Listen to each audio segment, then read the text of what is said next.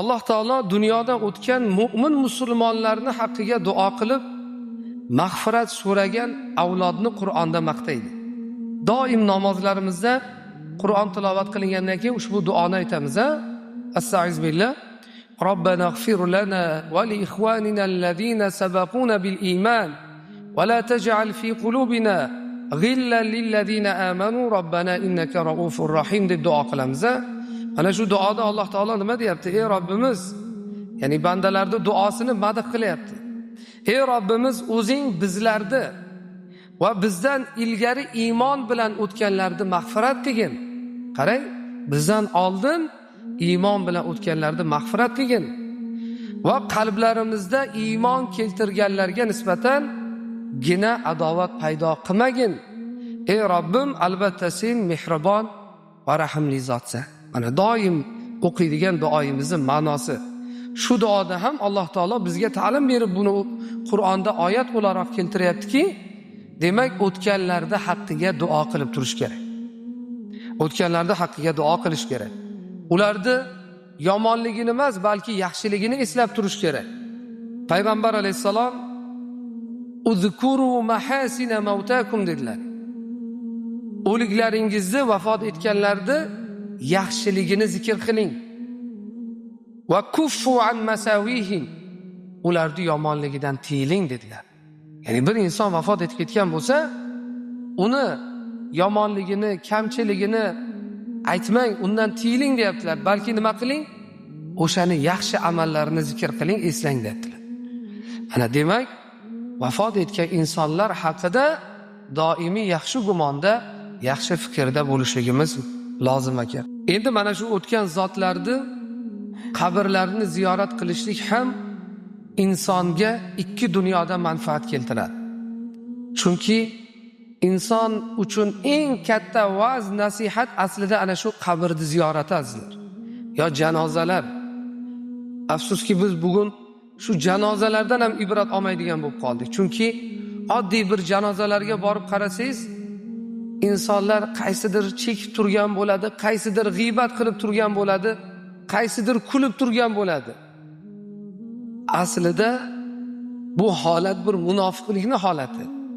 Chunki o'limni ko'rib turgan insonga eng katta va'z, nasihat shu. Ya'ni bugun shu tobutning ichida bu yotibdi, ertaga men yotaman. Bugun men ko'tarib ketyapman, ertaga meni shu tobutda ko'tarib ketadi.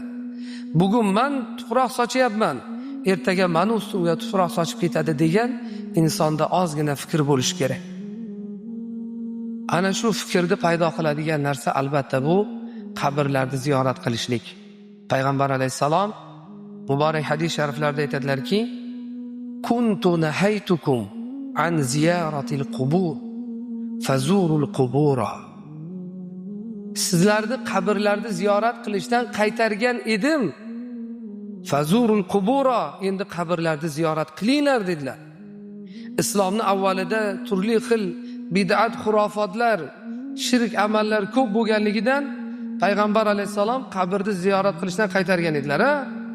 Ana endi insonlarning qalbiga iymon, tavhid kirgandan keyin endi nima dedilar? Qabrlarni ziyorat qilinglar dedilar. Bu buyruq, topshiriq. Qabrni ziyorat qilinglar. Fa innaha tuzahidu fid dunya. Chunki u dunyoda sizlarni zohid qiladi. Va tuzakkirul axirah, va sizlarga oxiratni eslatadi dedilar. Ana, demak qabrni ziyorat qilishlikning eng katta insonga manfaati dunyoda zohid qiladi. Ya'ni dunyoga berilib ketishlikdan, mol va dunyoni ortidan quvib, halol haromni farqiga bormay qolishlikdan bizni to'sib turadi va oxiratni eslatib turadi. Bu yiqqan, yelib yugurgan, birov bilan talashib, tortishib, birovning haqqini tortib olgan mol va dunyoyimiz ortimizda qolib ketadi. Ya'ni hech kim oxiratga olib keta olmagan. Kim bu dunyoda mol va dunyosini oxiratga olib keta oladi? Olib ketib bo'lmaydi. Yo'q, olib ketib bo'ladi aslida. Qanday qilib olib ketamiz? Shu dunyoda qilgan ehsonimiz, infoqimiz oxiratga olib ketganimiz bo'ladi. Bu dunyoda qolgani bizniki bo'lmaydi. Ana shu yetim yesirdir, bir kambag'al qiynalgandir, qarindosh urug'imizda bo'ladimi, qo'ni qo'shnidami, shularga qilgan yaxshiligimiz biz bilan oxiratga boradi. Qabrda ham shu biz bilan bo'ladi. Shu dunyoda qilgan amalimizgina qabrda bizga hamroh bo'ladi. Dunyodagi eng yaqin ulfatingiz ham, eng yaqin ulfatingiz ham qabrga borib sizni ustingizga tuproq sochib qaytib ketadi. 1 kundir, 10 kundir sizni mutlaqo esdan chiqaradi, eng yaqiningiz, ulfatingiz ham. Yelib yugurgan mol va dunyoingiz ham merosxo'rlarga qolib ketadi. O'sha farzandlar ortingizda qolganlar talashib, tortishib yo halolga yo haromga sarflaydi. Lekin tirikligingizda qilgan yaxshiligingiz, infoq, ehsoningiz siz bilan qabrda hamroh bo'ladi.